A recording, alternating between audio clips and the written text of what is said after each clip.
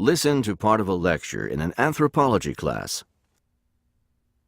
Egyptian hieroglyphics remained a mystery until the 19th century.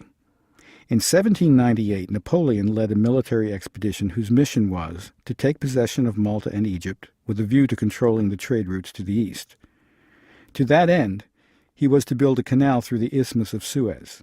So, as was customary during that historical period, the military was accompanied by a contingent of scientists and scholars. In fact, Napoleon himself had been elected to the National Institute, which was an exclusive body of scientists and scholars. Anyway, as part of the expedition, the Institute of Egypt was established, and the scholars accompanying the expedition were organized into 4 groups: mathematics, physics, political economics, and literature and the arts. Gaspard Monge was the director of the group, and they traveled with the army, charting the geography, examining the great monuments, and gathering information about Egypt. Which brings us back to hieroglyphics and the Rosetta Stone, which is what I really want to talk about today. Many of you are probably familiar with the term Rosetta Stone from the language programs by that name. But why is that name so appropriate for educational materials to teach languages? Well, the Rosetta Stone actually exists, and it's famous for unlocking knowledge about language. The stone was found in the Nile Delta in a small village a few miles inland in 1799, I believe. According to records, Napoleon's army was building a fort near the village. The name of the stone's actually taken from the name of the village, Rashid to the locals, but Rosetta to the Europeans. Some reports from the time claimed that a military detail found the stone on the ground, but others reported that it was part of an ancient wall that was to be demolished by the Corps of Engineers, but instead, the captain took it to the team of scholars to add to their collection. So the stone, called the Rosetta Stone, is 114 centimeters high by 72 centimeters wide and about 28 centimeters thick. In inches, that'd be about 4 feet by 2.5 feet by 1 foot, so that's about the size of a coffee table. But it's a block of black basalt, or as some geologists now claim, gray granotorite. So it weighs a whole lot more than a coffee table. In fact, it weighs almost a ton. Now let me show you a photo of the stone. As you can see, it has some damage to the upper left and lower right corners, and it has inscriptions chiseled into it in 3 different scripts. The first is hieroglyphics.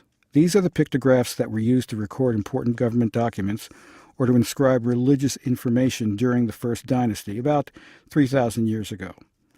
The second is Demotic, which is a script that the Egyptians began to use in their daily activities about 600 BC. And the third script is Greek, which was the language of the Egyptian rulers at that time. So the stone was probably carved in these 3 scripts so that everyone could read it: priests, the government officials, and the rulers. Now, the Egyptian Demotic is in the middle, and it's the least damaged, and very little of the Greek at the bottom is missing. But quite a lot of the hieroglyphic writing at the top's been destroyed. Now, this is the interesting part. Since the Greek script could be translated, it provided a key to deciphering the other 2 scripts, because when scholars began studying the stone, they soon realized that it contained the same message, written 3 times in the 3 different scripts. From the Greek, they knew that the message was a decree in praise of King Ptolemy V.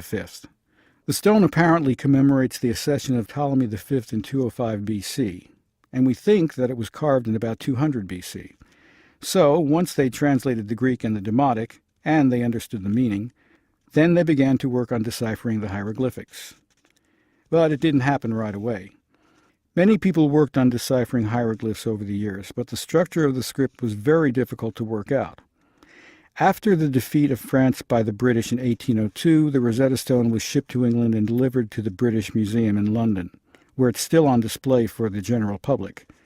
In any case, an English scholar, Thomas Young was his name, if I recall, so he made the first major advance when he discovered that the signatures within the script could be translated into names, in particular Ptolemy and Alexander.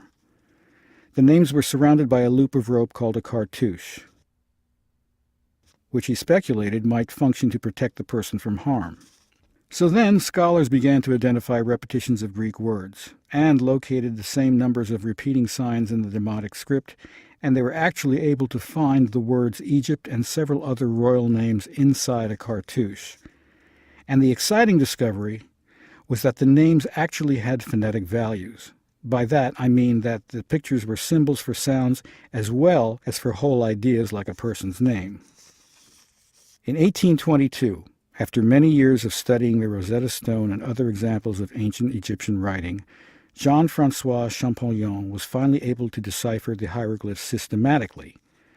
Champollion could read both Greek and Coptic, which is the alphabetic form of the spoken Egyptian language. Anyway, he was able to figure out what the 7 demotic signs in Coptic were. By looking at how these signs were used in Coptic, he was able to work out what they stood for. Then he began tracing these demotic signs back to hieroglyphic signs. First, he began to classify the hieroglyphs, and from there, he was able to formulate a system of grammar and generalizations, which opened the way for Egyptologists to read the carvings on monuments and papyruses for the first time.